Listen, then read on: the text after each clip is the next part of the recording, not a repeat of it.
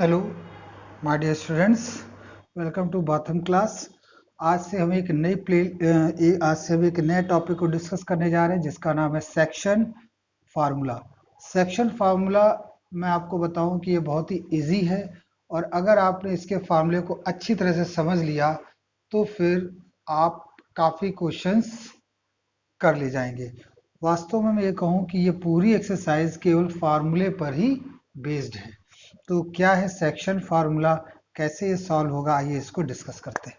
तो सबसे पहले तो आप जानते हैं कि अगर हमने कोऑर्डिनेट ज्योमेट्री में दो पॉइंट पढ़े, जैसे एक पॉइंट है x1 y1 और दूसरा पॉइंट है b x2 y2, ये आपको दो पॉइंट दे रखे हैं a और b, और क्वेश्चन में यहाँ पर है कि ए बी के बीच की दूरी बताइए। तो सबसे पहला हमने आपको फॉर्मूला बता रखा है x2 माइनस x1 का whole square y2 minus y1 का होल स्क्वायर।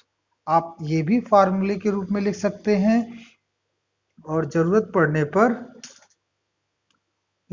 पर दूसरा एक और है, उसको भी आप फार्मूले के रूप में लिख सकते हैं, जैसे डी ये x1 माइनस x2 का होल स्क्वायर और y1 माइनस y2 का होल स्क्वायर। आप इसे भी फार्मूले के रूप में लिख सकते हैं। ये दोनों ही फार्मूले हैं बीच की डिस्टेंस को निकालने में। हम बीच के डिस्टेंस क्यों निकालते हैं? क्योंकि कभी कभी हमें वर्टिसेस दिए होते हैं और क्वेश्चन में पूछा जाता है कि क्या ये पैरेललोग्राम है, क्या ये रेक्टेंगल है, क्या ये रोम्बस है, क्या है। तो उस केस में हम इसे यूज करते हैं। सेक्शन फार्मूले को डायग्राम से समझते हैं। ए ये है, बी ये है, इसका कोऑर्डिनेट है x1 y1 और इसका कोऑर्डिनेट है x2 y2, और इसमें कहीं एक पॉइंट है P, इसके बीच में कहीं एक पॉइंट हमने लिया P, और P उस पूरी लाइन को m1 और m2 के रेशियो में डिवाइड कर रहा है।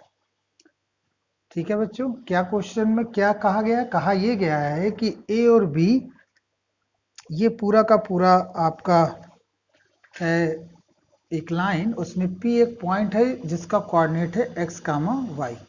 तो क्वेश्चन में ये है कि ये जो P है वो इस पूरी लाइन को m1 और m2 के रेशियो में बांट रहा है।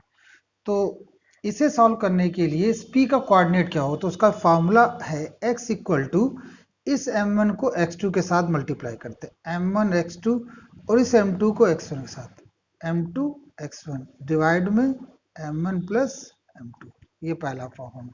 दूसरा y is equal to m1 y2 m2 y1 upon m1 plus m2। ये आपका दूसरा फार्मूला हो गया। तो इस फार्मूले से हम इसके x और y के कोऑर्डिनेट को आसानी से निकाल लेते हैं। दूसरा देखिए फार्मूला क्या, एक्चुअली दूसरा फार्मूला इसी से ही बना हुआ है। क्या कह रहा है दूसरा फार्मूला? ए ये है, बी ये है, पी ये है, और इसको हमने कहा x y, और ए को कहा x1 y1, और इसको हमने कहा x2 y2, और ये पॉइंट है आपका P।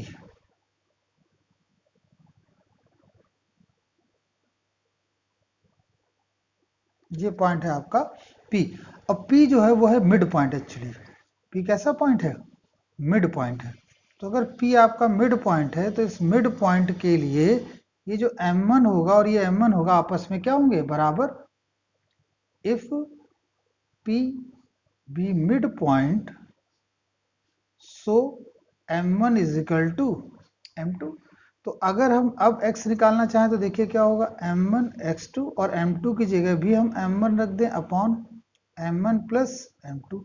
सॉल्व करेंगे तो आएगा x1 plus x2 divided by 2। y की बात कर लें, m1 y2 और m2 y1 divided by m1 plus m1 plus m1, तो ऊपर से m1 कॉमन होकर कट जाएगा, m1 प्लस y2 अपॉन। तो आप ये कह सकते हैं कि जब किसी क्वेश्चन में मिड पॉइंट का कोऑर्डिनेट पूछेगा तो हम इस फार्मूले को अप्लाई करेंगे। तो यही आपके सेक्शन फार्मूले से संबंधित फार्मूले हैं। इसमें एक नोट करने वाली बात है, उसको मैं बता दूं कि अगर कभी कोई ये कहा जाए कि ये पॉइंट x एक्सिस पर है, मतलब P पॉइंट क्वेश्चन में लिखा होगा P point on x axis, so where y becomes 0। x axis पर है तो वहां y क्या होगा 0। अगर मैं कोऑर्डिनेट निकालूं तो उसका कोऑर्डिनेट जो होगा वो होगा x, 0, क्योंकि x एक्सिस पर है। In same way p point on y axis, so where x